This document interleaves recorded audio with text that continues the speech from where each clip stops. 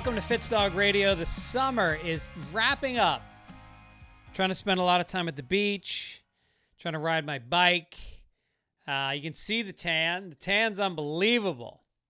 It doesn't matter anymore. I went to the beach yesterday. I sat in the sun, no shirt, shorts on, no sunblock for an hour and a half. Barely pink. It reflects off of me. I don't even burn anymore. Even the sun looks at me and goes, not worth it. The sun is like Hollywood to me. I just saw, can I talk about this? No, I can't. I'll talk about this later. We got some work stuff brewing, which is good. Alonzo Bodden is my guest today. He's a dear friend, and he is a guy I respect so much. And he's so funny and so fucking cool and solid. So that's fun. We talked last week. Had a great weekend. I took my daughter. My daughter got a turntable as a gift. I don't know for what. Oh, it was her birthday. Yeah, she just had her birthday. She just had her birthday. She got a turntable and realized she has no records. Coincidentally, a listener reached out to me who runs like his name is Kobe, and he runs a thing called VinylCom. VinylCon? VinylCon. Not com. VinylCon. And it's a huge record fair. I guess that's what we'd call it, a record meet. And he gave us some free tickets, so I took my daughter, jumped in the Mustang, drove downtown, went up to this.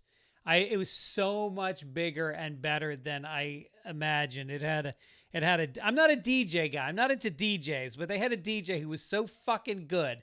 And it was like 10,000 square feet of just different little indie record sellers. Like some guys had one folding table and 10 boxes. Other people had like a whole corner section. Amoeba Records had a big section. And they had discount boxes for $5 all the way up to the Beatles. I don't know if you know this, but the Beatles' White Album, it was numbered. I think a lot of records are, but the White Album, I think in particular, might be one of the most expensive albums of all time. And they had the seventh numbered White Album, and it was going for $70,000. Sitting right on the wall, $70,000 record. And I looked it up, and I was curious who has number one, and it's Ringo. And it just sold for $790,000. Almost $1 million for a record. That's the number one pressing. The first mono pressing. Serial number 0000001. So if you got yourself an old White Album, you may want to get it checked out. I think they're all numbered. We bought her. So basically we had to build her collection. So I bought her a bunch of records. We got Axis Bold as Love by Jimi Hendrix, which is my top 4 albums of all time. Top albums: Astral Weeks by Van Morrison, Blue by Joni Mitchell, Blood in the Tracks by Bob Dylan, Axis Bold as Love by Hendrix, and I think those are my top 4. Anyway, I bought her some Dylan. I bought her some Joan Baez, because that's my mother's favorite artist of all time. She used to go see her in Greenwich Village in the 60s. I got her some Neil Young, some Beach Boys, little George Jones. I forget, we bought a bunch. And she came home and started playing records. It was really fun. It was a great day. It was great. We have some nice dad-daughter days. We always have since she was little. I used to take her out of school and take her snowboarding, and she's the best. I fucking love JoJo. And then I did a podcast. I guess I taped it a month ago when I was in New York, and it just came out. It's the We Might Be Drunk podcast with Sam Morrell and Mark Norman. And it just came out, and, I try not to be the guy that looks at comments because they can just be so fucking mean and random, and people have agendas. But so I had to look at the comments because I felt like this was a particularly good episode. And that's how at the end of it, they were like, wow, that was fucking great. So I looked at the comments. There's hundreds of comments. They're fucking glowing. It was so nice. It made my day. So many people saying, you know, this guy kills it on every podcast. And I was so happy. He was so funny. It was just really fucking nice. And then there's like, just like maybe 3 or 4 out of hundreds that said he's a liberal. Fuck, I'm not listening to this one. Really? The one where we don't talk about politics once for an hour and a half? So I'm disqualified from listening to because of how I pull a lever in a fucking voting booth once every 4 years? Is that it? Is that what this country's come down to? You just can't tolerate somebody who doesn't agree. It's a fucking democracy. You're supposed to have different points of view and listen to people. And if they're intelligent, maybe you learn something. There's intelligent people on both sides. You know? Anyway, we had a great time. I think we talked. Did we talk about Epstein? I feel like we talked about Epstein. Anyway, the whole Epstein thing. Can everybody just? Oh, by the way, this T-shirt they gave me a free T-shirt at the record at the Vinyl Con. I walked in and I swear to God, I got recognized so many times by people, which also made me like it even more because I'm with my daughter, and everybody's like, "Dude, I'm such a big fan." And then the lady with the T-shirts recognized me, and she gave me and JoJo free T-shirts, and it was just good people. These were like cool nerds, you know, vinyl people. They don't spend a lot. They spend their money on vinyl, not haircuts or new sneakers. Good, easy to get into a conversation with people. You know, you're flipping through a bin. Somebody's next to you. You pull up an album. And you're like, oh man, have you fucking heard this one? And then they give you trivia about it. And it's just like a lot of smart, interesting people. Really fun. I think they're going to do another one in 6 months. So I'll announce it because I want everybody to go. Maybe we'll get a promo code from Kobe. Maybe he'll give us a promo code for listeners. Let's see. Anyway, Epstein, forget about it. It's over. It's done. Island's gone. No one's going to jail. There's no files. I mean, there are, but they will never see the light of day. So just stop. Just fucking stop. There's so much more important shit that's going on right now. There's things happening on a global scale that will impact you so much more. There is no fairness. Stop with the fucking, I want justice. There's no justice. Bill Cosby's free right now. Enron happened. Nobody went to jail. The 2008 banking crisis. Nobody went to jail. Priest didn't go to jail for fucking centuries. Clinton assaulted women. OJ went free. Come on. Stop.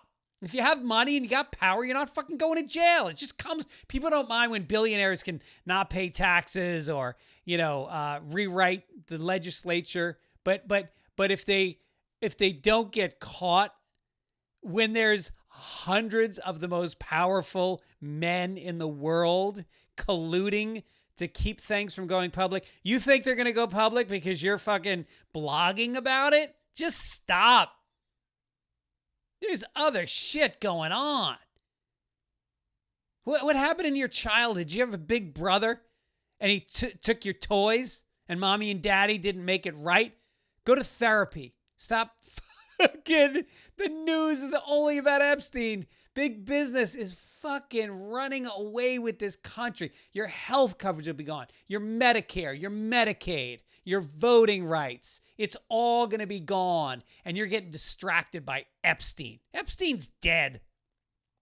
And if anybody is going to put the files out, they'll be dead too. Go play with your kid. Go take a walk with your wife. Jerk off. You know, it's always an option. I was just thinking today about college. College, I was just looking at the news, like a lot of schools are now $90,000. 90. So almost $500,000 to put your kid through 4 years of school. And what do? I was just reading, the New Yorker has this whole article about how everybody in college is using AI for all their assignments, and that the teachers are using AI to grade the assignments. So for $500,000 for 4 years, your kid will spend 20 minutes inputting prompts to AI for work that would have taken weeks to research and write, handing it in to the teacher, who then could hand it back 20 minutes later because they fucking scanned it through AI themselves, so that they can graduate with a degree and then fill out a resume using AI to companies that will read it with AI. And so you can get a job where you use, I mean, when did this happen so fucking fast? It's blowing my mind. Don't spend your money on college. Teach your kid to be an electrician or a fucking hairstylist, a plumber. Everything's being replaced. I saw this fucking woman singing a song with music. It was a pop song that was as good as Dua Lipa or any of these other fucking talentless models. It was the same kind of music. And it's getting millions of views, and they're monetizing it. This guy, I just did a gig in Houston. I did a private party in Houston Friday night. And the guy that ran it and booked me, who's kind of a friend, he took a still photo of me, like a headshot, and he made it move. He made it a video. He made me moving my face and hands in the video, where it would have been impossible for me to tell you that was not, what do they call it? Automatron, maybe? Whatever. It's not real. And the next election, there's going to be a lot of politicians saying some crazy shit they didn't really say. And no one's going to know the difference. Fucking crazy. So, all right. That's it. Let's get to it. Tour dates coming up. I will be in La Jolla at the Comedy Store this weekend, August 29 through 31. One of the best clubs in the country. San Diego, come out. Denver Comedy Works, September 18 through 20. Connecticut at Comics at the Casino, September 26th and 27th.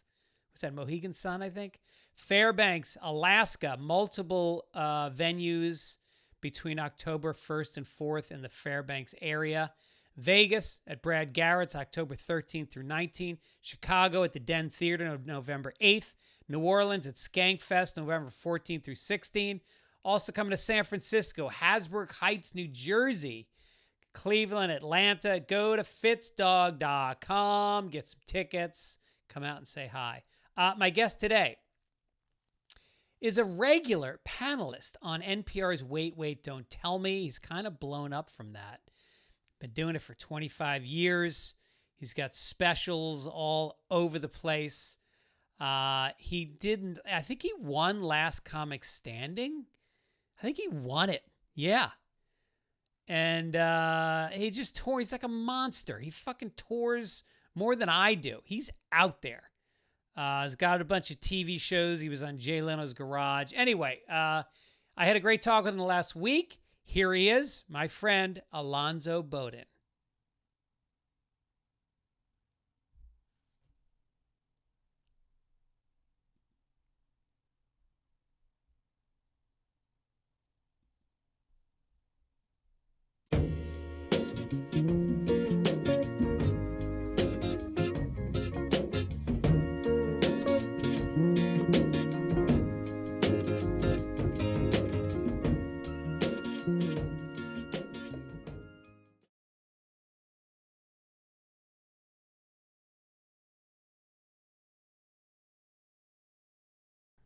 My guest is Alonzo Bodden, Bodden.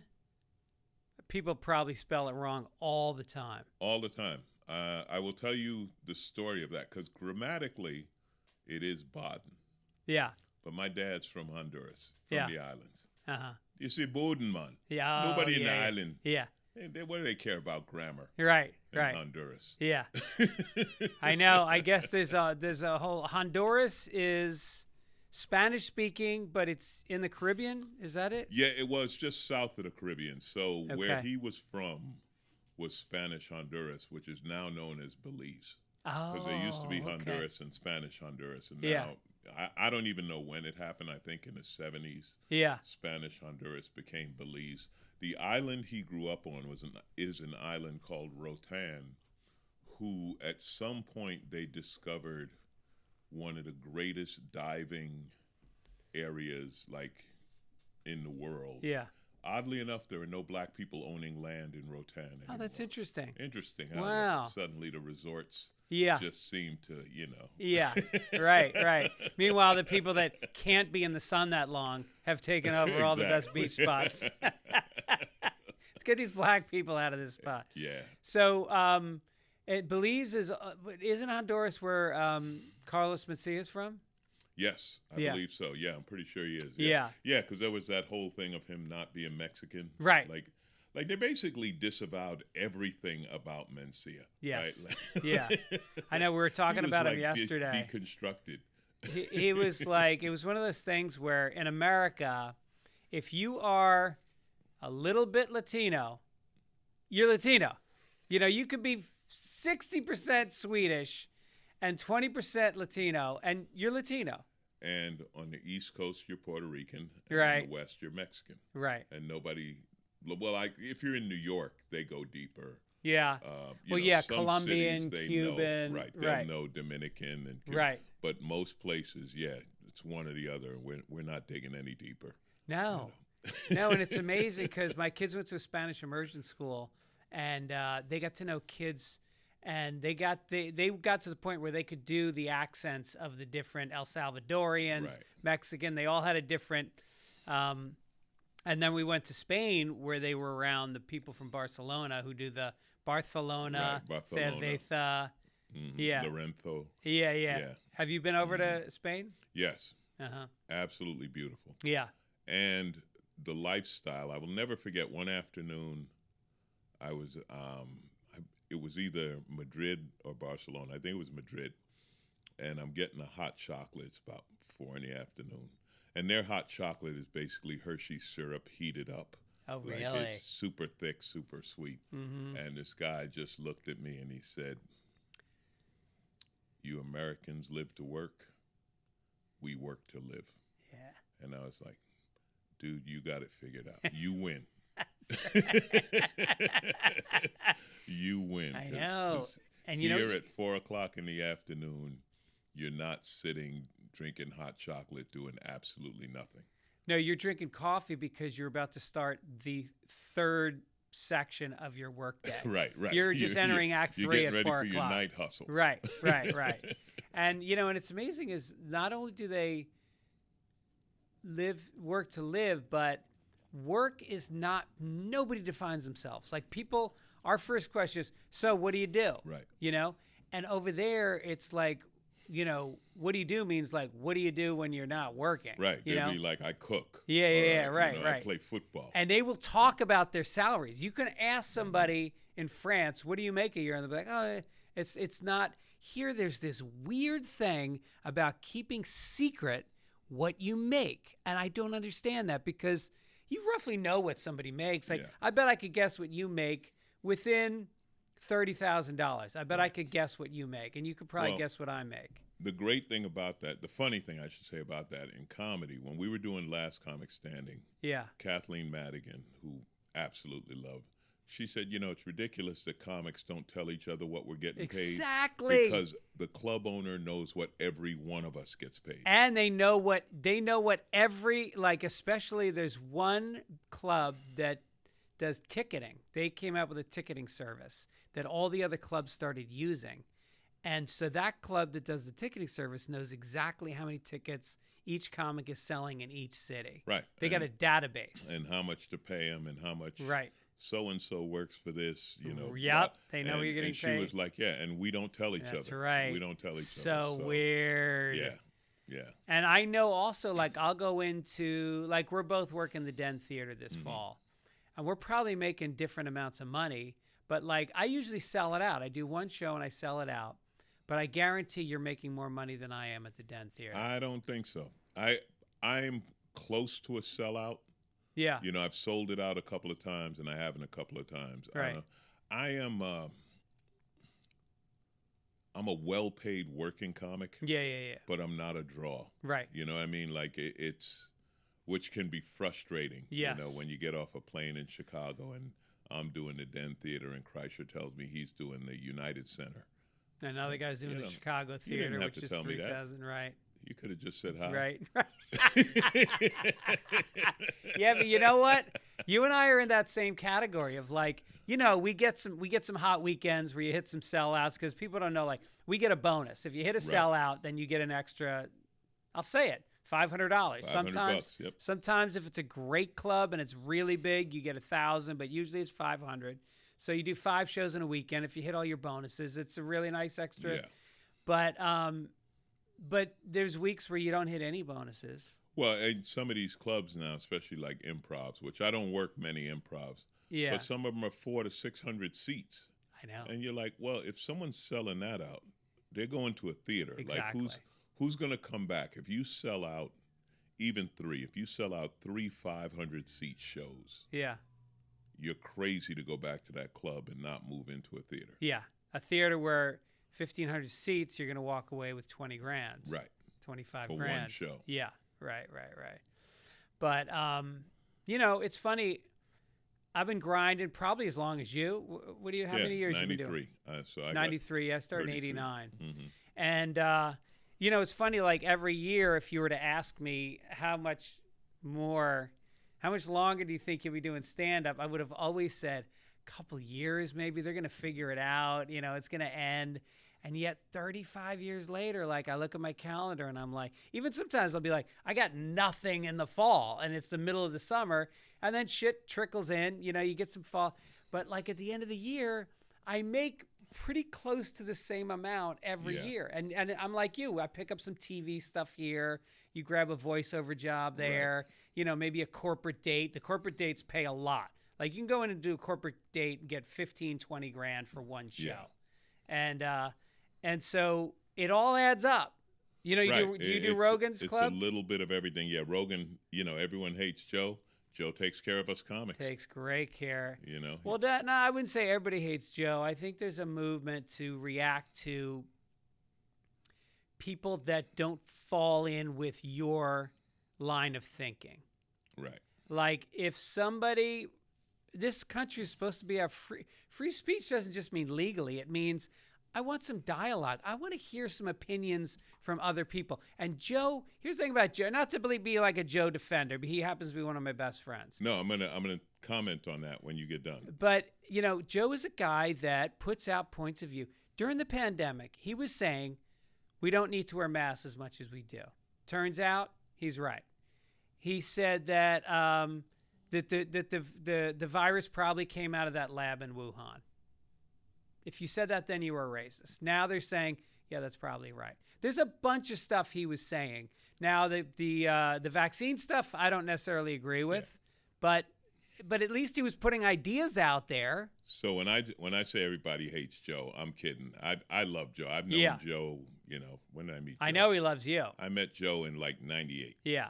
And people ask me about Joe. I said, look, first of all, forget all the hype and the press. You see, Joe's been the same guy with me ever since I known him. Right. Joe's always been Joe. He has his opinions. Yep. They're not shaped by anything but what he learns, reads, thinks, etc. You know, he's not trying to fit in. And when it came to all the vaccine and the medical stuff, I was like, ever since I've known Joe, Joe's taken all kind of supplements and vitamin. And this is like, I'm not taking what Joe takes.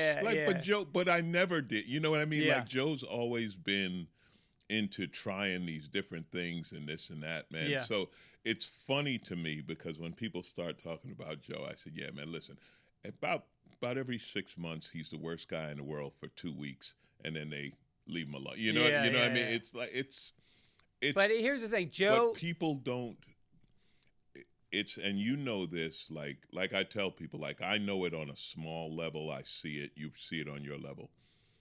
Who the person is and who they're portrayed is seldom the same. Right. You know.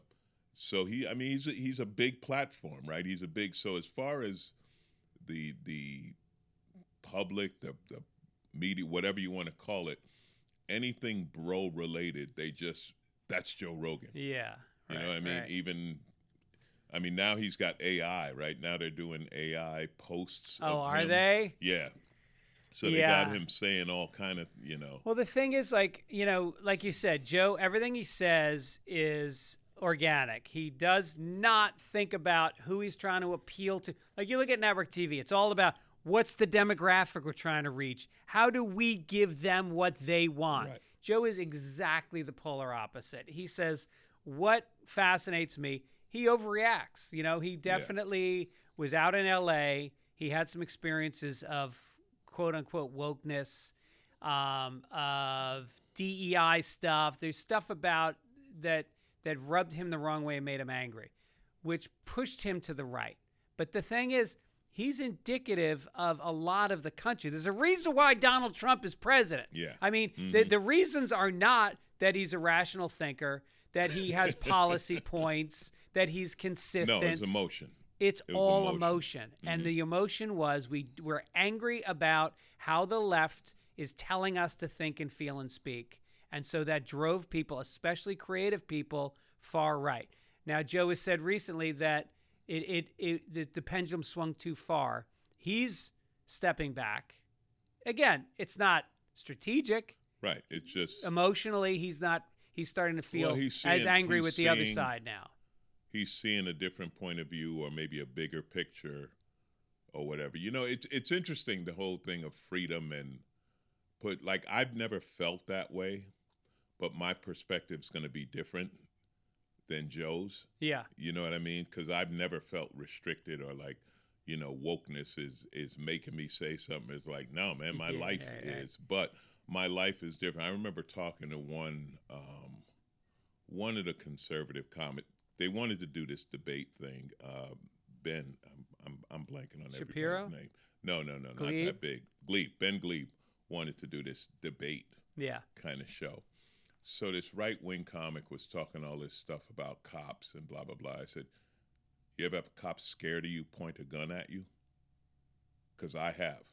Yeah. So my view of the police is completely, you couldn't imagine that experience. Right. You know, and he did admit, he was like, dude, I don't even know.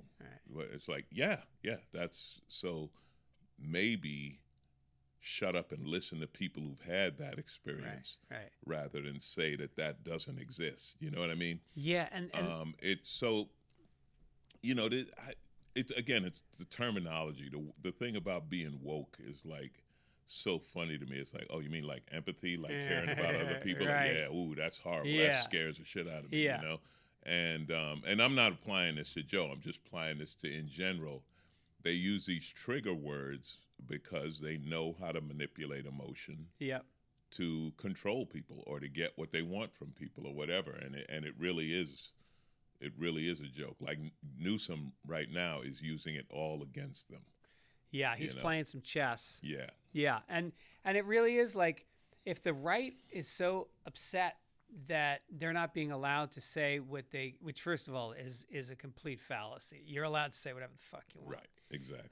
But if that's their point, why is it that if you speak like, you know, unlike them, if you're a liberal, you're immediately dismissed as a libtard? Like, nothing you say. Like, if you were to speak out on trans rights in any way, if you were to say, what can we do to try to minimize the amount of suicide of trans students in high school? Immediately, like, oh, like they just go 0 to 6. Like, but can we engage and can we acknowledge that some people in our country are just quantifiably not doing as well and address that as our problem? Okay, first of all, I don't know if you realize it, but trans people are gone. Right. They're gone. We're on to ICE and the immigrants. I mean, I talk about it in my act. Like, where'd they all go? Yeah. Because 3 months ago, they were out to get me. They were out to get me, Fitz. Yeah, they were going to indoctrinate you. They're gone now. Yep. Where'd they all? They all just packed up the show. I don't know what happened to the trans people. They were in the bathroom. They were using pronouns. They were out to get the kids. Yep. They're gone. Right. Now the book readings have to be done by ICE agents. Gone. Yeah. It's so, the shift in hate in America, like the way it shifts groups, is just so comical to me. It always has been. Right. One thing about being black, we always know it'll get back to us. We'll always the be blacks number and the one. Jews are always going to be at the baseline. Everyone else is just clowning around. Yeah, right. But you're right. Like, I'm in Vegas now, right? I live in Vegas. Oh, you do? Yeah, I moved last year. So how do you have a motorcycle out here? I rode. From Vegas? Yeah. To do this podcast? Well, a couple other things, but I told you I'm honored. I told you I wanted to do it while I was in town. Yeah. I wanted to do it while I was in town. Wait, did I reach out to you or did you reach out to me? I don't know who hit who. You hit me. Okay. You said that I hadn't been on in a while, and I was like, yeah, I'm going to be around this particular weekend. So it worked out. Oh, good. It worked out perfect. But my point being, so Vegas is, purple, right? Somewhere in between. Depends on where you go. I'm at the gym. This guy had on a jersey, and on the front it said freedom, and on the back was a number 2, and where his name is, it says amendment, And I'm like, this is Las Vegas. Gambling, drugs, alcohol, sex. You can shoot machine guns. What freedom don't you have? Like, what is it you want to do that you cannot do in Las Vegas, Nevada? Right. What freedom? Like, kids. That's the only thing. You won, and yet you're still angry and the victim every day. It's like, dude, there's literally nothing you can't do in Vegas legally. Yes, kids. God bless. God forbid that happens, but. Yeah. Now it's like a bar fight happened. Your group kicked the shit out of those guys. They're down, and now you're kicking them. It's like, no, you won the fight. Just have a beer now. It's victory time. Celebrate. Yeah, it's Vegas is funny because people end up there that it's kind of like a Florida place where you kind of fucked up your life somewhere else. And I'm not talking about you. No, you're right. You're right. A buddy of mine who's lived there, like he settled there, I don't know, 20-something years ago, he said, whenever you see someone walking in Vegas, they're fucked up. He said if you see someone walking, off the strip, other than the strip, you see someone walking, they got a story to tell. Something horrible has happened. Right. They're walking away from something, not towards something. Happened. Yeah. If you're walking in Vegas, you got problems. Yeah. You don't even have a destination. You're just walking because you stood still for too long. You got caught somewhere and they said, get out of here. So now you're walking. You're walking until you, It's a cool little city, though. Once you get, like, away from the strip. Where are you, in, like, Henderson? I'm in Summerlin, which is the opposite side. Like, Summerlin, Henderson are just east-west of the strip. I'm up near the Red Rock mountains or whatever. But it's got a lot of, like, infrastructure money. Yeah. They're still building like crazy. Sure. I got parks, man. I walk my dog everywhere and just hang out. It's just easier, and... Dude, they're building, but it's fucking empty. Like, occupancy rates are down 30%. MGM is closing a whole wing of the casino. Yeah. Well, the casinos are but there's two things that I think are hurting the casinos, talking to people who work there. One, tourism is down, right? Because everyone's mad at America. Right. So you've lost all the foreign tourists. Yeah. The other thing is the prices are insane. I've said this for years. Like, how old are your kids? 24 and 21. Okay, so they're prime. Yep. I don't know if you're rich enough for your kids to party in Vegas. I know. Like I said, if I was 25 today, I'd be a lonely guy. Yeah. $100 cover charge to get in, $25 a drink. Some woman, can I buy you a drink? No. Right. I'd love to buy you a drink. I ain't got that kind of money. Yeah, I need to. We need a contract on this drink. Can we share one? Yeah. Can we? I can get you a straw. So, but I mean, they're finally killing themselves with that. They started charging for parking. Yeah, the $40 resort fee. The resort fee. People don't understand this. There's a resort fee, which I checked into the hotel, and I go, what's this on the bill? It's $40. That's the resort. What do I get with that? Your Wi-Fi. Yeah. I said, Wi-Fi's free. Well, no, you also get to go to the pool. Pool's free. Like, what? Yeah. But if you argue the resort fee, they will. If you got to dig in. You can fight it. If you fight it, they will drop it. And one of the, I think it's resorts, ironically, stopped charging it. Yeah. But yeah, they're in trouble. But it's so much money, you know, for like their demographic is Gen Z. And they're broke. Gen Z doesn't have any money. Right, right. You know, and they say they're not drinking as much and what I mean, you've been out, you know, it's table service. Yeah. Set up $2,500. You know, it's like, yeah, thanks. I'm not that funny. Right, yeah. I have bar service. Right. Where I sit on a stool and sip something. Yeah, I'm going there in October. I hope you're in town because I'm there. I'm at Brad Garrett's for 7 nights, and the last time I did it, I was close to suicide. Text me, man. Oh, good. Text me. Yeah. Good. And we'll get off the strip. Yeah. You play golf? No. Okay. I've tried golf, but I don't have the patience to be a golfer. Well, what are we gonna do when we hang out? We'll go eat somewhere. We'll do. Okay. I'll get you off the strip. I'll just pick you up. I'll get you off the strip. On the motorcycle? You know? Nah, it's a little too intimate. You're a married man. We don't want you getting any ideas. Actually, when I asked, I was kind of hoping you would say no. I don't want to I want to put my arms around you, but like only when I say hello for like 3 seconds. We have a thing, you know, in the motorcycle world. The only time 2 straight guys can ride a bike is when you are riding together, one guy's bike broke down, and you're just getting him home. Yeah. It's a very specific time that it's okay. Beyond that. Yeah, you don't see a lot of 2 dudes on a bike. I know, it just occurred to me. Like when I asked you, I think I just said it without thinking, but I don't know that I've ever seen 2 dudes on a bike. You know, you want to call us homophobic? We'll take that. Okay, if that's what it is, because it's just a little awkward to have a straight man behind you with his arms around. I think you take the phobic right out of it. It's just homo. You know. But you love having a girl back there. That's got to feel pretty cool. Yeah, a woman on the back is great. Yeah, and especially when she's wearing Daisy Dukes. They love it. Yeah, you know, they just relaxing.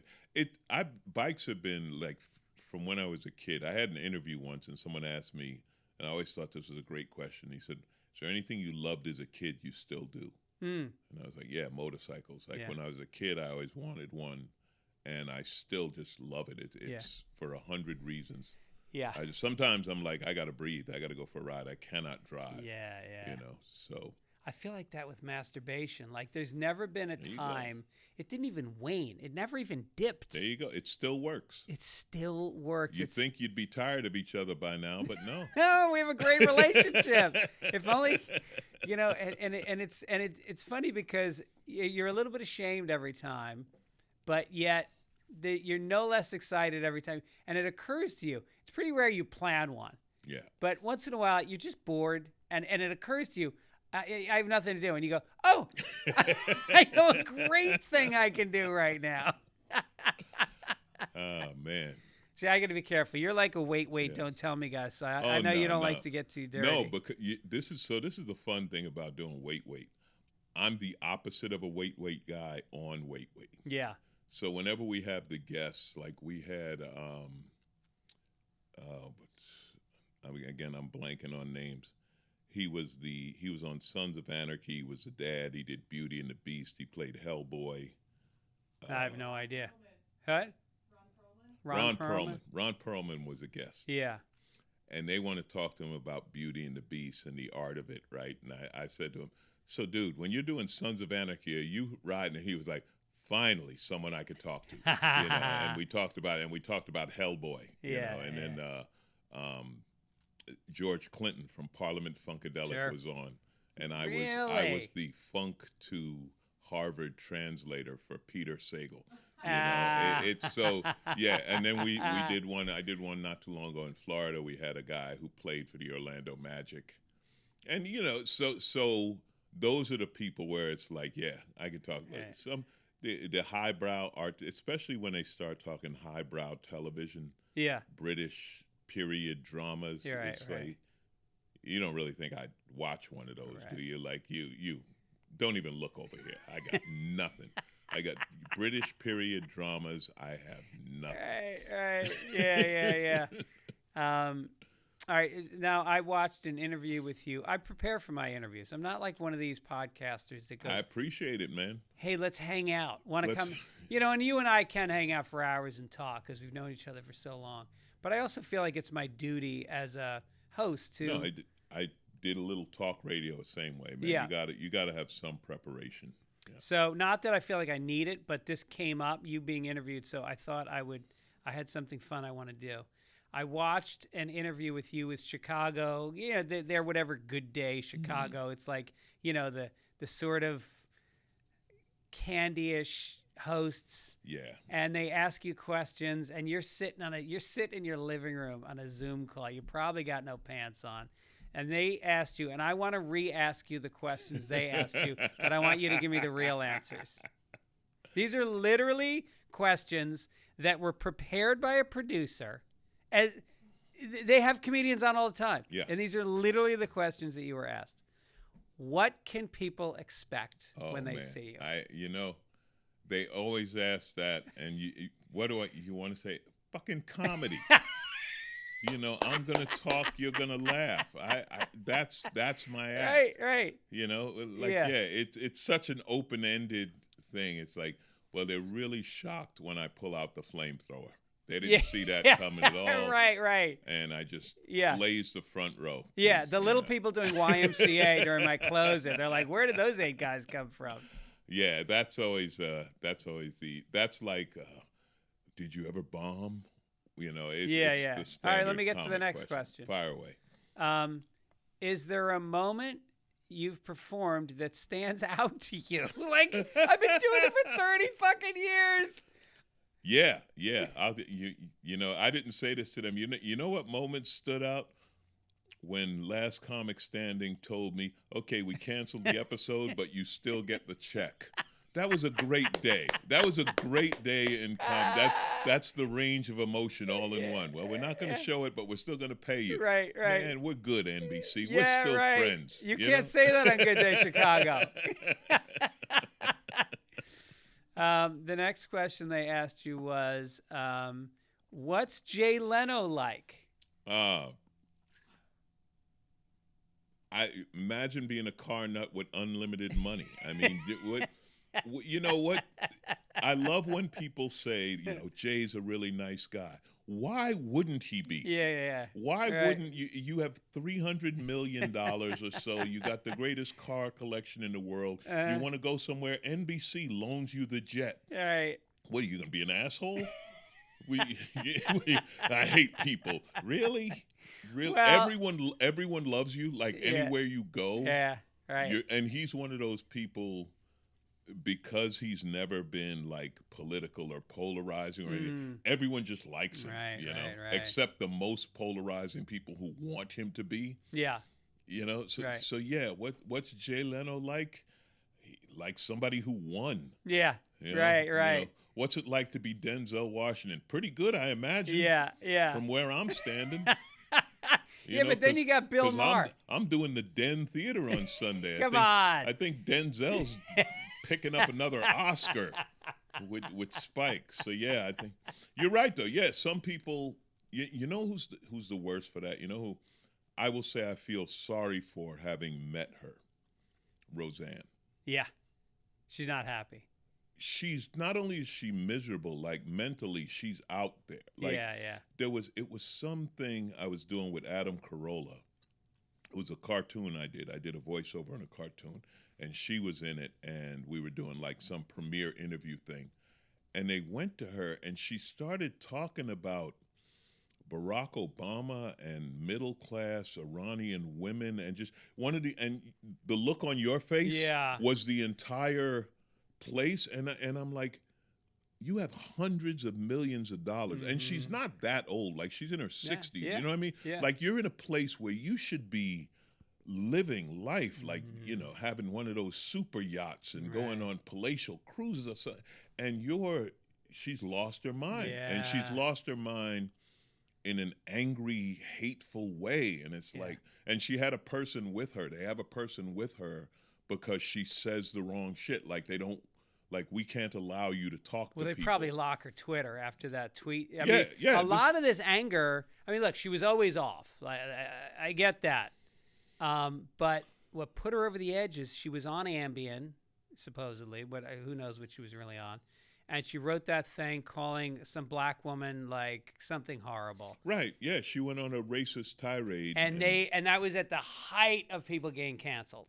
So But, they really came down hard on her, and she never came back from that. I gotta say, this is what made me wonder about it. Hearing her, I was like, I wonder if they just knew she was crazy and they just used this as a reason to get rid of her. Like she's out there. So yeah, so the sitcom winners, for the most part, are cool. Yeah, Yes. there's a few that aren't. But you know. Ray Romano's the most thankful, humble, nicest guy. Brad Garrett. Brad Garrett, I can't even describe. I mean, it's literally like, stop already.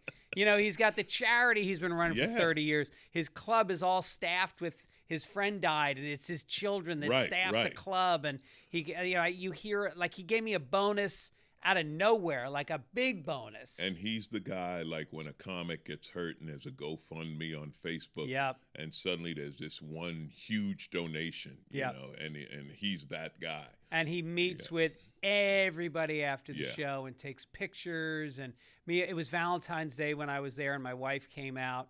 He got us a reservation in a private room at the best restaurant on the MGM, picked up the check. Yeah. Unbelievable. Yeah. And so I would like to think that if I won, I would be one of those guys. So getting back to the original question, what's Jay Leno like? Well, he's like a guy who won. Yeah. How do you explain Bill Maher? He's had a show on the air for 30 years. Tons of money. What else do you want? Like, who are you mad at? Right. Well, the conspiracies are the things that come in and make people. But I think when you go too far in conspiracy theories, it means that you have some childhood shit about trust, that you think you're being taken advantage of. Yeah. You think that people are lying to you, and you're very angry about it. But I wouldn't call you a conspiracy theorist, but you are politically, you don't take things at face value. Oh, no. You challenge ideas that are out there. A long time ago, part of it's growing up in New York. Yeah. Right? Because when you grow up in New York, you're just a natural cynic. Right. Like, what do you really? But then you get to, I think you realize, like, okay, they say this in crime, it's true in everything. Follow the money. Yeah. Who's behind this? Right. And then you find out, oh, so and so is connected to this and that, you know. And the group I'm mad at is the media. There's no one who's dropped the ball more. They were the ones, and because I lived at a time, I always tell people, like, I don't even know if you're old enough to remember, but when you went on 60 Minutes, they used to have a camera in the alley because people would literally run out the back door, like when 60, you know what I mean? Like, and they would get in your shit, you know? And it was like, that's what a reporter's job is. And you know, if you ask the president about tariffs and he starts talking about windmills, it's the reporter's job to say, what the fuck? What? What is wrong with this guy? This guy is not fit to be, you know what I mean? Like, that's literally, that's their job, and they don't do it. No. And it drives me nuts. I don't blame Donald Trump for being Donald Trump. I blame NBC for allowing him to exist. Yeah, None why of these are you people covering? exist. Yeah, don't cover one of his press conferences if he is if he's not talking about what he's. Do you want what does he call it when he weaves? Yeah, we don't need weaving on NBC News. Right. These are the things that used to be, I don't know, the Inquirer or something might cover it, but you don't, because you legitimize it. I think they also need to put a stamp when he comes up with Alligator Alley, or he comes up with naming it the Gulf of America. Have something in the corner, a stamp that just says, this is a distraction. Yeah. Because 9 out of 10 things that he brings up are trying to keep us from even Epstein is a distraction. Right. You know? At the end of the day, Epstein Island is gone. Epstein's dead. Whatever they did, we're never going to find out anyway. take it out of the fucking news and let's follow the money of the tax breaks for the wealthy that are coming out of Medicare. Yeah. That's the story. That's the story. I mean, the thing with the Epstein thing, it's like, here's the thing. Being a pedophile isn't even the worst thing about him. Right. Yeah. You know what I mean? Yeah. Like you said, like we're snatching health care from the elderly. Yeah. This is Dick Dastardly shit. This is stuff in a cartoon. The guy who would tie people to the railroad tracks. Like there's always a bag of money that has money on the side of it. This is that kind of shit. You know, we're paying $900 million to retrofit an airplane that he's going to keep. And there's not one reporter raised. I say it in my act. There's one question I want a reporter to ask. The fuck? Like literally, like that is that the should question. be your new podcast. That is the question. The fuck? It's unreal, and like you said, it's all distraction, right? Yep. So so that obviously that stuff gets me wired up, and I'll tell you the other stuff. Like I've been trying to do some personal stuff only because our social world that we're living in, the issues. They don't change. Yeah. I mean, my healthcare jokes from 10 years ago still apply, you know, and the racism stuff, like I say, we just switch what group we're going to hate.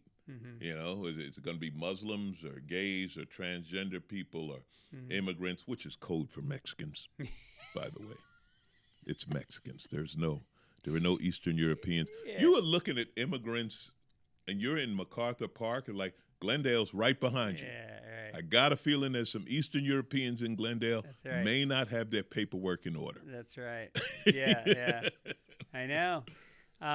Well, I think when it comes to conspiracy theories, it really is like they are so necessary because they just are a bunch of people stirring shit up and trying to unearth things. But it's the media's job to decipher which is conspiracy and which is, hey, maybe there is something with the pharmaceutical companies getting huge cash payments from the government for making the vaccines. Right. Like, you know, that doesn't mean I don't think vaccines are healthy and that obviously shit like measles should be mandatory right now to get into school. You should have your measles shot. You should have your smallpox shot, all that shit. But let's also check on who's making all the money. Are there monopolies here? I was just reading about the connection between pharmaceutical companies and CVS specifically, where CVS is going to put all the other drugstores out of business. Because the pharmaceutical companies are dealing direct with CVS, even bypassing insurance to where even the insurance has to, like, they have to pay that. You know what I mean? No, like my insurance company will only let me use Walgreens right now. Yeah. I'm at Blue Cross. I'm with Blue Cross. There are connections, and you're right. These are the things that need to be investigated. And again, when it comes to pharmaceutical companies, okay, so how come this drug is $300 a month here and $24 in Canada? Right. Like who's making that money? You know, like there's a funny one. You've probably seen this at Chevron gas stations. They have that sign about the gas tax, like this California tax is raising. It's like, didn't you make $80 billion last year? Like somehow I don't think California tax is as much of a problem as your $9 billion salary plus bonuses. Right. I know. And then during the pandemic, they're giving $1 billion PPO forgiveness to these corporations. Right. But God forbid your student loan. Yeah. Right. I know. All right, let me ask you more of these questions from your Fox interview in Chicago. How do you prepare to go on stage? Like they're picturing you shadow boxing. Yeah, I generally show up kind of in the mood. I might read a set list a few times. I don't know about you, but so now I've switched and everything's on my iPad mini. Like that's my gadget. I love that. You bring it to the show? Yeah, it's the right size. I can carry, you know. Right. And I'll bring it on stage, never look at it. Right. Never look at it, but it's there. So how do I prepare? But you look at it before the show a little Sometimes bit. If I'm working something new or if I'm trying to remember a set order. You know how it is because when you walk off, the first thing you think is what you forgot. Yeah. So I try to I try to keep track of those so I remember them the next show. And then Yeah, I'll forget because something else. at the end of the day, people have to realize, like when we do shows in LA or New York, or you probably do these kinds of spots in Vegas, you're doing 15 minutes, maybe you're making $50.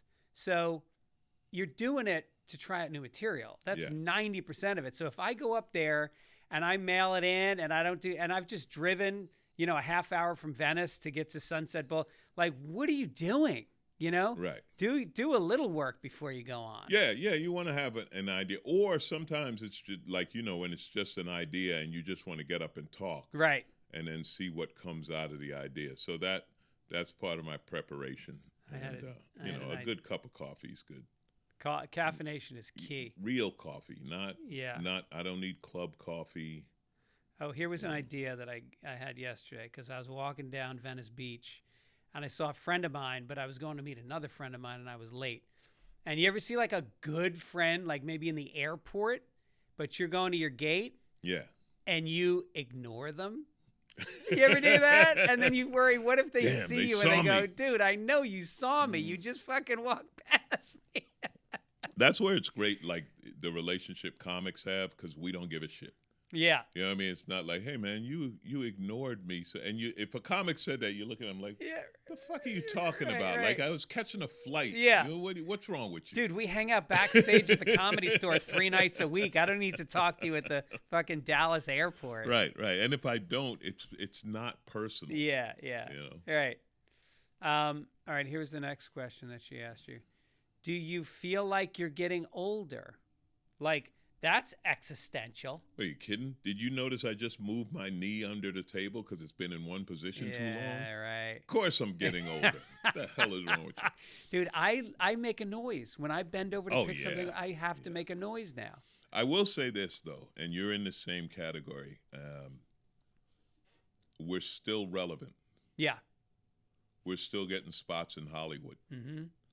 Yeah. Like that's, some guys have just aged out of it. Yeah. And I don't know what they're doing now, where they're doing it. Yeah. But we're still, like, as long as I'm still getting spots at the Factory or Improv or whatever, then I'm like, okay, I'm still in the game. And the next generation's coming along, the next 2 generations, and I don't know a lot of them by name, but I'm like, good for them, because I got to remember I was them. Yep. Like, I pushed someone out, Yep.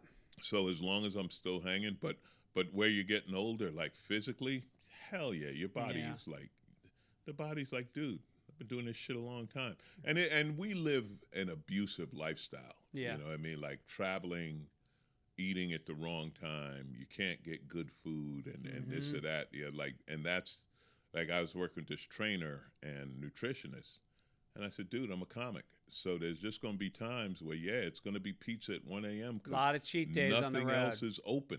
I eat fucking half the time I'm eating dinner in the green room at the club, which means like chicken strips or nachos. I don't like when clubs want to get fancy. With the food? Joe's Chuckle Hut. Would you like the scampi? Yeah. No, Joe. No. How about we stick to the chicken sandwich, Joe? How about we just grill that chicken sandwich and That's hilarious. Oh yeah, you've seen that. Yeah. Where they have a full menu and you're like, I'm gonna pass on the eggplant parm. Yeah, anything with cheese, I'm okay. Unless it's on top of a burger, I'll stay away from any cheese dishes you're making. Yeah, no, give me the Mediterranean platter. I love when clubs have that. Just some hummus and some carrots and some pita bread. That's my dinner a lot of times. It's the only healthy thing on the menu. Yeah, it's always funny when they try to get fancy. Yeah. We're trying to be a restaurant. Yeah, how about don't? Although the exceptions are Hilarities in Cleveland. Oh, Nick is the best. Dude. Nick is the best. Nick Costas is the greatest. And their restaurant is one of the best restaurants in Cleveland. Well, yeah, but it's a restaurant. Yeah. Like the club is, and he's running a restaurant that you get to eat at because you're at the club, which is a whole different thing. Comedy Magic does pretty good. Yeah, Comedy Magic. You get a nice steak there. Good. Yeah, they do pretty good. I mean, there's a few, but for the most part, especially when they start getting into sauces, like, no, you. Do you want the red sauce or the white sauce? You know what? Hold the sauce. You know what? And when you're given that question, always go with the red sauce because you know what jar that came out of. Yeah. I don't know what jar the white sauce came Right. out. All right. Then she asked you, how would you sum up your comedic voice in one line? Oh, man. I remember that question, and I told her observational. Like, I look at stupid shit and I talk about, well, yeah, I make fun of shit. That's what I do. Right. That's everyone's comedic voice in one line, I would hope. Yeah. You know? Right, like, right. Yeah, say something funny. Yeah. I don't know. But I don't know. I guess mine is sarcastic. yeah. But any of them, like, I do sarcasm, you do observations. Like, you know what I mean? Yeah, like, that's right. just, it's what we all did. It's very seldom someone who is so focused on one thing that they could say, this is exactly what Well, I like, do. yeah, you look at like Gaffigan, you know, Jesselnick. Some people that really fucking hone in. Yeah, and Jesselnick is, Yeah. man, I love that guy's writing. Yeah, it's really great. It's That- like a puzzle. Like when It'd you be- watch him, you're trying to figure out where he's going. It would really be fun to watch a psychologist or a psychiatrist talk to him. Because they would cry. He'd be fine. They would end up crying. Yeah, like it's hilarious. Because it would be. It's like, okay, think of the darkest thing you could think of. He's darker. Yeah. the most twisted shit you can think of. He's more. I think it would have to be and- group therapy where it's him and 5 therapists. Yeah. It'd take it. Yeah, they'd have to tag team. Yeah. They'd tag out. If they had to do an hour, they'd each tag out after 10 minutes. The other one is Harland. Yeah. Because his mind works in a way that there's no explaining. Nope. There's no understanding. Harlan Williams, for those listening, you want to look him up. Yeah. I love him.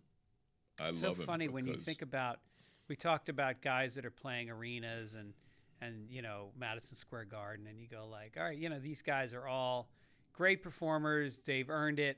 But what's different from them and Harlan Williams? Like, I think of Harlan as a guy who, like, because Harlan is, you know, he hasn't blown up. Right. And you go, why? But now it's so much, and even then, it's always been, but marketing is such a big part of it. Yeah, I don't see him doing a lot of marketing. You know, I tell, like, young comics, right, I tell them, and it's one thing, I've never been good, and I've never been big on the marketing. And I tell them, dude, you got to learn it. You have to do it's part of your job now. Like, you can't get by just writing jokes. You have to work on marketing. And then you see some people like Fluffy, like Gabe, who's just a marketing genius. And he's funny, and I'm not saying he's not. I'm not knocking. I love the guy. Always have. But he's come up with ideas and stuff that built who he is, you know, that have been brilliant. And a lot of these guys who are big, they build each other. Yeah. You know what I mean? They're on each other's podcast. They're hyping each other. Oh, yeah, Bert, they do Segura, a shows lot of together. those Rogan guys kind They of all- like cross-pollinate. Yeah. Yeah. Well, let's do that for each other more. You're on the fuck. You'll be in, you named it. You named it. Dude, the T-shirts first alone 3. would be 6 figures a year. Who's your closest friend In life or in comedy? in life? That's a tough one. My brother is one of my closest friends. Older or younger? He's 3 years older. Uh-huh. And then I got a buddy. And again, it's a tough one to narrow down. But I got a buddy named Julian Lewis, and I've known Julian since our sophomore year in high school. Uh-huh. And we're having lunch tomorrow. Yeah. So I would put him in there. Right. And then there have been a couple of women who have been not lovers, not exes or anything. Just my friend Ava, I always say, closer than my sister would ever be. Like she knows me backward. And we met my first year in L.A. and friends. You know. Yeah, dude, I love female friends. Yeah. My friend Mary Fitzgerald, I've been friends with since sophomore year of college, and she is a soulmate. We just played pickleball this week. We had lunch, and women care more.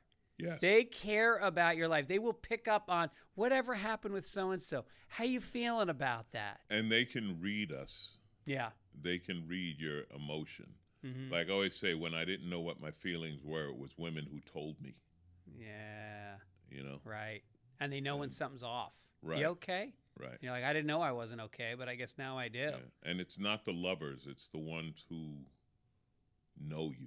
Me and Mary never once had any romantic, and she's an attractive woman, but we just never. Sometimes it just that vibe doesn't. I fucked her sister. Yeah. Well, there you go. It's close enough. Yeah. It's close enough. Yeah. You know what's crazy is I fucked her sister, and then years later, she ended up marrying a kid I went to high school with. Different cities. I'm from New York. They're from Boston. And the sister met up with this guy. Anyway, not about me.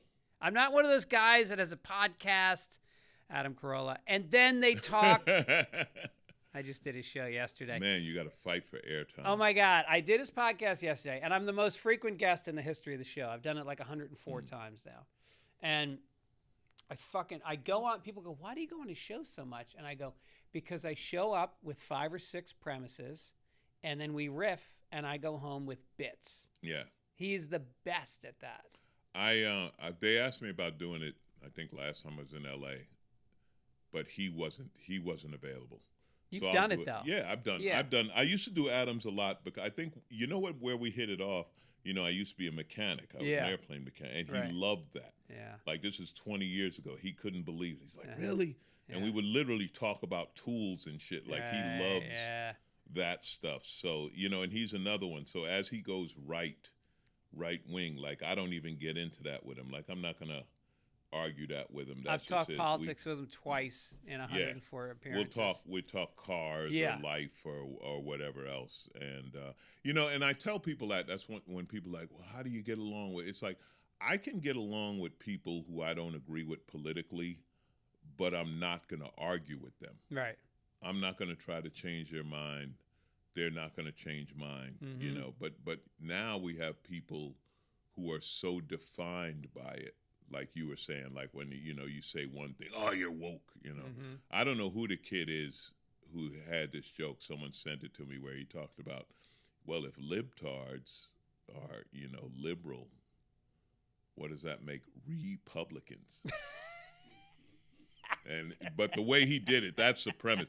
But the way he did the joke was brilliant. That's really good. And it was like, how did no one else think of that? This is great. Yeah. I love that. I'm doing that tonight. All right, now we're at a time of the show we play a thing called Fastballs with Fitz. Uh-oh. What do you think of the name Fitzdog Radio, by the way? I love it. I love it. It's always been you. Okay, because my guest yesterday gave me a hard time about it. I don't even know if there are other Fitzes or Fitzgerald or Fitz this or that, but in comedy, you're Fitz. I'm Fitz. I don't know, and nobody else known as Fitz. I'm talking about the dog part. I think I should have just been Fitz. I don't. What's wrong with Fitzdog? Well, it sounds like either complaining or you. Have you offended the canines? Damn you, Fitz. Well, it's the pit bulls. I didn't mind offending the poodles, but all right. This is Fastballs with Fitz. I'm going to ask you some questions real quick. You're going to answer them. Yeah, just like NPR. Yeah. See, I just ruined it for you. No, fire away. This will be different because I'll be able to answer them. Is Wait, Don't Tell Me in danger because of the funding being cut for? I haven't talked to them about it because last time I was on, so they were funded for this year. Yeah. So the question, I think, what is this? I think their fiscal year is September, whatever the government operates on. So I think they're looking at next year. NPR has a lot of money, though. Like, they have a lot of donor money. Right. So I don't know that cutting them will put them out of business. It's funny when you hear the sponsors for NPR and it's all these people trying to whitewash their images. And sometimes it's like the Sackler Foundation. Yeah. You're like, what? Yeah. On NPR? They'll take money from anybody. Anybody. Yeah. You know, you want to give them a few million? They're like, all right, we'll use it. But I will say this. They don't change their voice. No, they don't. But it's not, you know, it's not like they get the Sackler money and then they're like, you know, opioids weren't that bad. Right? Right. Didn't Opioid, schmopioid. Or the Ray Kroc Foundation. You know what? Yeah. Big Macs are good for you. Like, at least they don't do that. They haven't sold the name yet. No. Who knows, you know? Yeah, you worry about that, but I have never seen signs of it. But do you get paid okay for that show? Yeah, they pay after money. They do. Like, it's not after, but they pay that rate. Wonder if they're cool. going to cut it if they lose funding. Wait, don't pay me. I don't know. You know, here's a funny thing with Wait. When I first did it, and now I don't know how long that is, 12, 13 years, whatever. Never heard the show, never listened, didn't know anything about it. Yeah.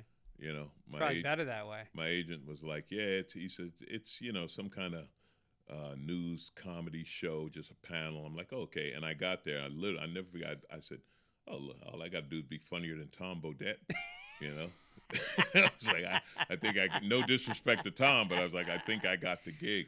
But those crowds are fucking good. Oh, they're fantastic. Well, you know who they love, who the queen is, Paula.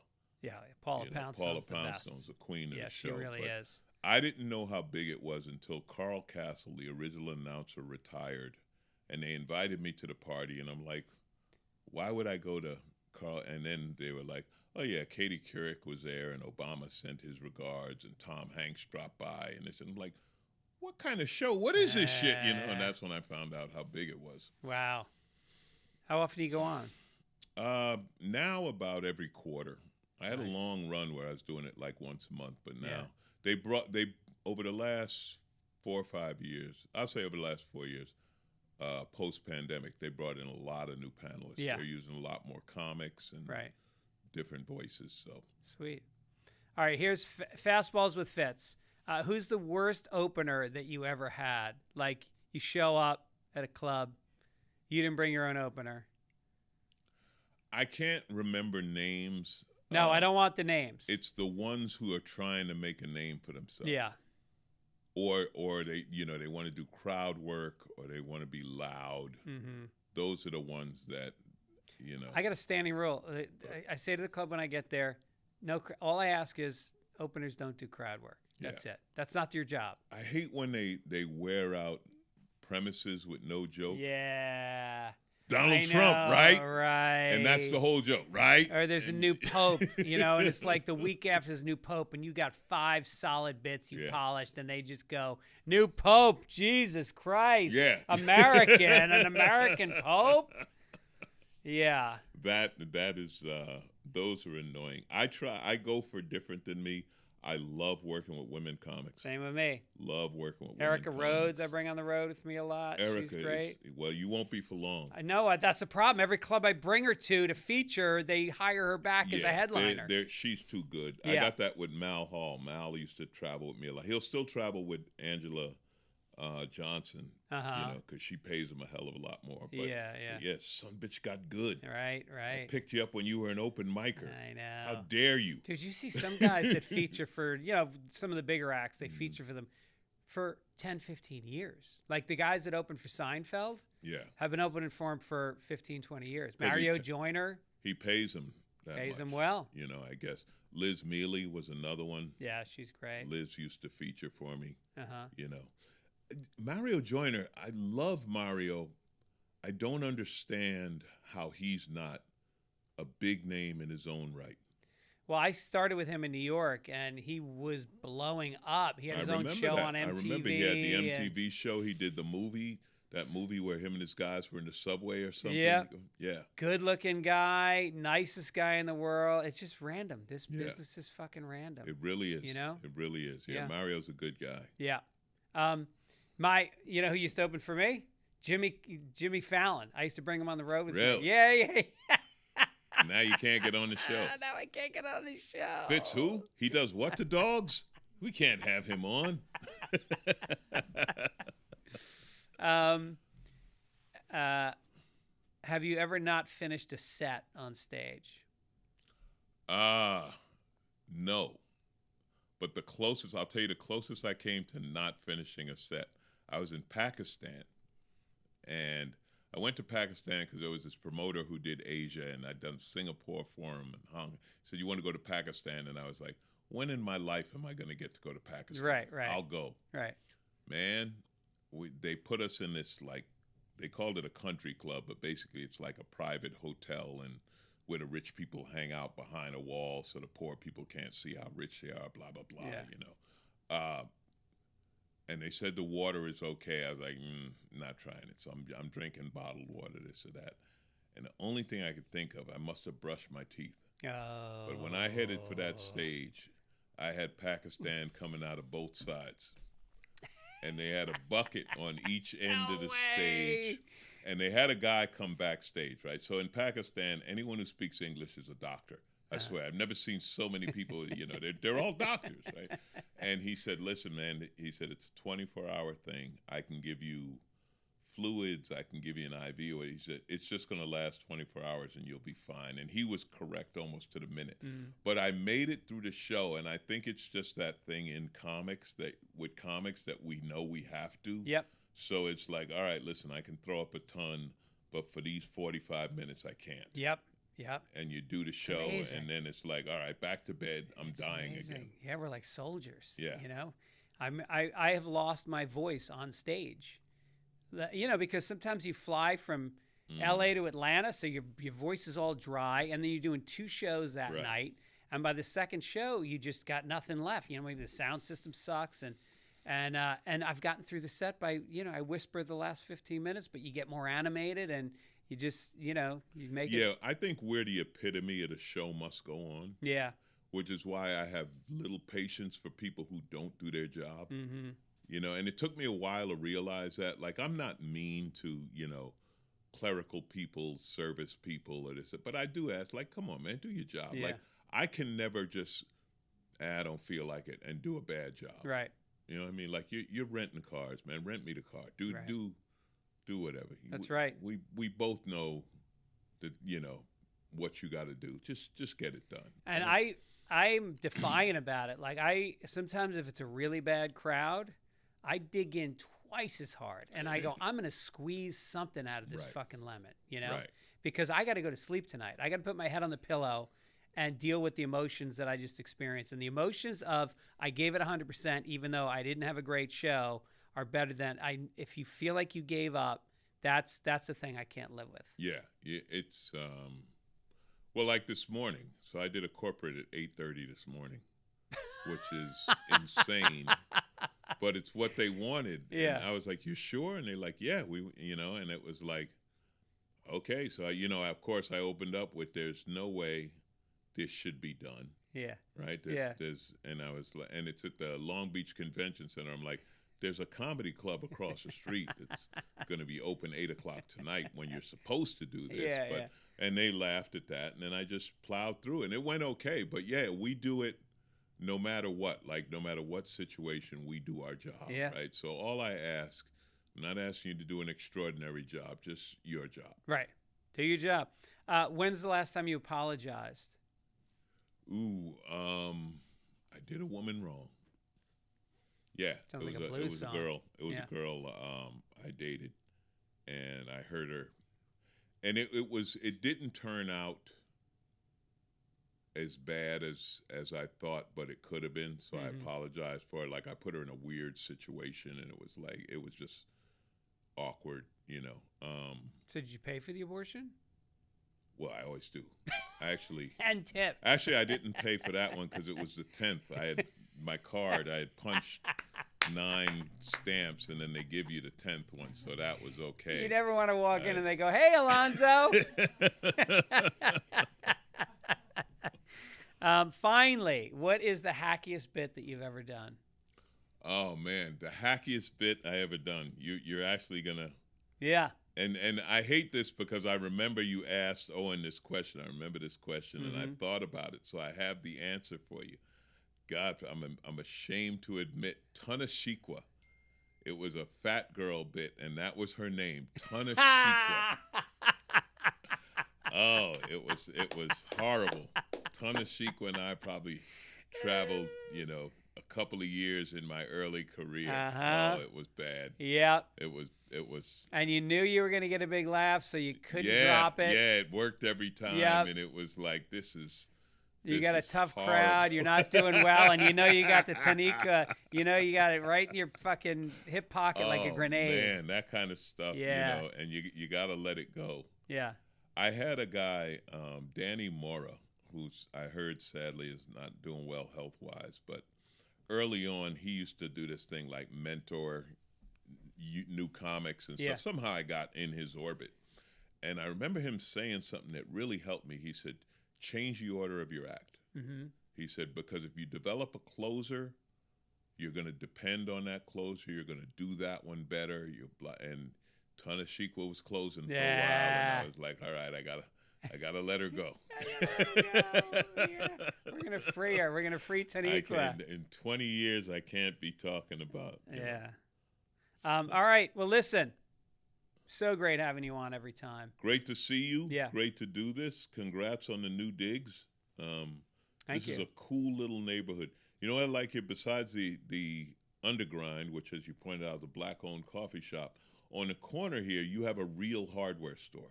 Yes. Those things are gone. Great. Where the old guys work there who know how to fix everything. Yeah. Like you go in and say, I got blah, blah, blah, and they show you what you need and how to do it.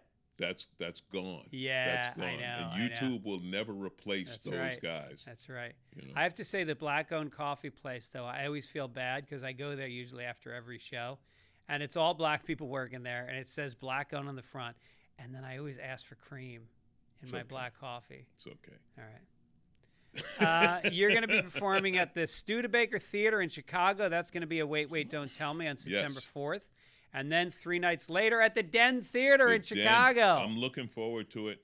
And you know this from working Chicago. You always want to work Chicago before winter. Yes. September's nice. You First want week to of avoid, September. yeah. Then it's like it's cooling off some. People are getting back to normal. But it's not that bitter cold. Dude, grab a baseball game while you're in town. Yeah. It's going to be a good weekend. That's nice. And it really is one of the best places to perform in the country. Yeah. You're going to be in the Atlanta Punchline in November. You're going to be at the Comedy Cellar in Rio. No, at the Rio. Vegas. At the Rio in Vegas. Oh, got it. Okay. And then Cobb's Comedy Club in San Francisco, December 3rd. Right. Okay. Have you just side note, have you been to Rio? South America is the one place I haven't been that I want to see. Have you been anywhere in South America? I've been to Chile, and I was shooting a pilot for Fox, and they crunched the numbers, and they said it's cheaper for us to fly 50 people to Chile where they have studios where we can shoot. It was a game show pilot. Mm-hmm. So we fly in, and it turns out the studio is like from the 70s, and it's analog. It's like a joke. And they had this family, and it was a game show where you had to know things about other family members, and they were going to quiz you about what you knew. And so it was this black family from Compton. We're in Chile where they literally have never seen a black person. We would go to restaurants and like it was just a needle scratch. Everybody, and they loved them. They were so nice to them. Anyway, so they put him in this soundproof booth on the stage, which they did not air condition. So they'd be in there for 10 minutes, and the whole family would come pouring out, drenched in sweat. The camera guy didn't speak English, so the director's in his ear trying to tell him which camera shot to get. He didn't know, and then the teleprompter guy didn't speak English, so he was. This show not hit, Fitz? How is this show not on the air? Well, how are you not doing your 25th season? Well, what it should have been is I wanted to write a sitcom about the making. I want to write a sitcom about a studio that moved down to South America to save money, and it's just chaos. Yeah. Zo Funny is your tag on Instagram. Alonzo Bodden on .com is your website. And, can't wait to see you in Vegas. I'm going to hit you up. Yeah, man, hit me up. Okay. It's, Vegas, like I said, once you get away from the Strip, it's great. But, yeah, working, that's part of how this happened. I went to Vegas. I was doing Brad's Club, and I brought my dog. Yeah. And I got an Airbnb and just lived in Summerlin for a week. And I was like, wow. Okay. It's kind of nice, man, But, yeah, 7 days on the Strip. I mean, I used to become immune to it where I just didn't hear the machines and this and that. Like, I'm fortunate that gambling has no appeal to me. But it's just sensory overload to be on the Strip for 7 days. And they're not good-looking people. Like, you walk around L.A. America's not good-looking. No, it's not. America. Vegas, I've always said, if you want to show someone America in 4 days, take them to Vegas. Yeah. And then just take them from like one end of the Strip to the other, like show them Circus, and then show them the Bellagio, right. show them the Cosmo, but then bring them to New York, bring them and let them know like this is all America, folks. This is America, where you go to a place where they have a New York, and a Paris. Don't go to Paris. No. Don't go to New York. Go to a place where they're going to charge you $23 drinks and see a cardboard cutout of the city. Yeah, absolutely. Yeah. But stop in the Cosmo where the young, beautiful are. Oh, yeah? Yeah, that's where I think that's still where they hang. Is that in the MGM? No, the Cosmopolitan. The Cosmopolitan Casino. I think that's still like the youngest. I'm sure there's other clubs, but that one has just seemed to be the overall. They're changing the Golden Nugget, which is my favorite place to go gamble. That's the old Vegas. Yeah. And actually affordable tables where it's a $5 minimum instead of $25. But now they're doing electronic dealers. They're not going to have actual tables anymore.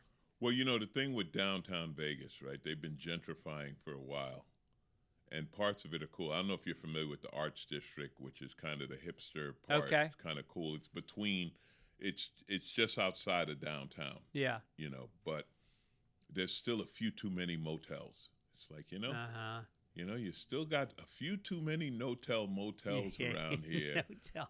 That once you leave that Fremont Street like little mall area, you're still like, I don't know, where do I park? Yeah, right. You got people on lawn chairs outside the motel, and you realize, oh, they're saving up for a couple days to get a room for a night.